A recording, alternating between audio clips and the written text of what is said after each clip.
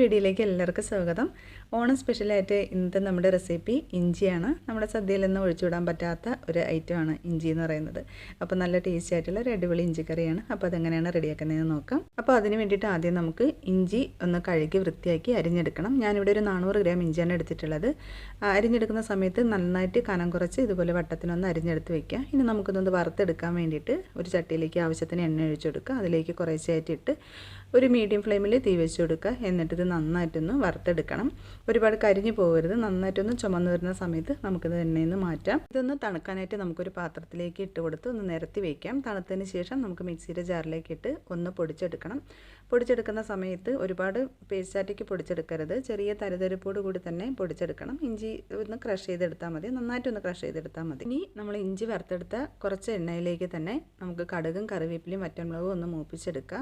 അതിലേക്ക് നമുക്ക് ഒരു 10-15 ചെറിയുള്ളി ഇതുപോലെ ചെറുതായി കൊത്തി അരിഞ്ഞത് ചേർത്ത് കൊടുക്കാം.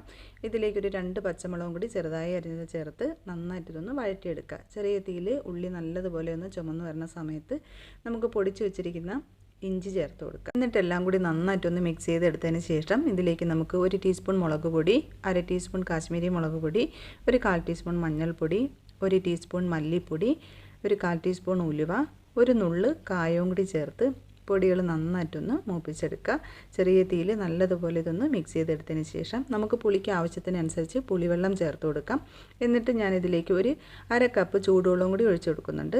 ആവശ്യത്തിന് ഉപ്പും കൂടി ചേർത്ത് നല്ലതുപോലെ മിക്സ് ചെയ്ത് ഇത് നന്നായിട്ടൊന്ന് തിളപ്പിക്കാനായിട്ട് വയ്ക്കും. നന്നായിട്ടൊന്ന് തിളച്ച് ഒന്ന് കുറുകിയ സമയത്ത് ഇതിലേക്ക് നമുക്ക് 2 ടേബിൾ സ്പൂൺ ശർക്കര ചേർത്ത് കൊടുക്കാം. ഇനി ശർക്കര ഇല്ലാന്നുണ്ടെങ്കിൽ 1 ടേബിൾ സ്പൂൺ പഞ്ചസാര ചേർത്ത് കൊടുത്താൽ മതി. മധുരമൊക്കെ നിങ്ങളുടെ ഇഷ്ടത്തിനനുസരിച്ച് ചേർത്ത് കൊടുക്കാം കേട്ടോ. നന്നായിട്ട് മിക്സ് ചെയ്തതിന് ശേഷം ചെറിയ തീയിൽ അടുപ്പതായി ഇതുപോലെ ഒന്ന് അടച്ച് വെച്ച് നമുക്ക് ഇഞ്ചി ഒന്ന് കുറുക്കിയെടുക്കാം. ഒരുപാട് വറ്റിച്ചെടുക്കണ്ട, ഒന്ന് ലൂസാക്കി എടുക്കുക. തണുക്കുമ്പോൾ കുറച്ചുകൂടി ഒന്ന് കട്ടിയാവും. ഇഞ്ചിയിൽ നന്നായിട്ട് ഉപ്പും പുളിയും മധുരമൊക്കെ പിടിച്ച് എണ്ണയൊക്കെ തെളിഞ്ഞു വന്നിട്ടുണ്ട്. അപ്പോൾ ഇതേ ഒരു പരുവത്തിനാണ് വാങ്ങി വെക്കാനുള്ളത്. പുളിയും ഉപ്പും മധുരമൊക്കെ നിങ്ങളുടെ ഇഷ്ടത്തിനനുസരിച്ച് ചേർത്ത് കൊടുക്കാം. ശരിക്കും ഇഞ്ചിയുടെ ഒരു പാകം എന്ന് പറയുന്നത് ഈ പുളിയും ഉപ്പും മധുരവും എല്ലാം തുല്യമായിട്ട് നിൽക്കണമെന്നാണ്. അപ്പോൾ നിങ്ങളുടെ ഇഷ്ടത്തിനനുസരിച്ച് മധുരമൊക്കെ ചേർത്ത് കൊടുക്കാം കേട്ടോ. എന്നിട്ട് നമുക്കിത് സ്റ്റവ് ഓഫ് ചെയ്തെടുത്ത് വാങ്ങി വയ്ക്കാം. അപ്പോൾ നമ്മുടെ അടിപൊളി ടേസ്റ്റിലുള്ള ഇഞ്ചിക്കറി റെഡി ആയിട്ടുണ്ട്. അപ്പോൾ ഇതുപോലെ നിങ്ങൾ ട്രൈ ചെയ്തിട്ടില്ല എന്നുണ്ടെങ്കിൽ തീർച്ചയായിട്ടും ഇതൊന്ന് ട്രൈ ചെയ്ത് നോക്കുക. നല്ല ടേസ്റ്റ് ആയിട്ടുള്ള അടിപൊളി ഇഞ്ചിക്കറിയാണ്. അപ്പോൾ നമ്മുടെ വീഡിയോ ഇഷ്ടപ്പെട്ടെന്നുണ്ടെങ്കിൽ തീർച്ചയായിട്ടും ലൈക്ക് ചെയ്യാനും ഷെയർ ചെയ്യാനും കമൻറ്റ് ചെയ്യാനൊന്നും മറക്കരുത്. ചാനൽ ഇതുവരെയും സബ്സ്ക്രൈബ് ചെയ്യാതെയാണ് കാണുന്നുണ്ടെങ്കിൽ തീർച്ചയായിട്ടും ഒന്ന് സബ്സ്ക്രൈബ് ചെയ്യുക. ഇനി നല്ല അടിപൊളി പുതിയ റെസിപ്പി ആയിട്ട് നമുക്ക് വീണ്ടും കാണാം. താങ്ക്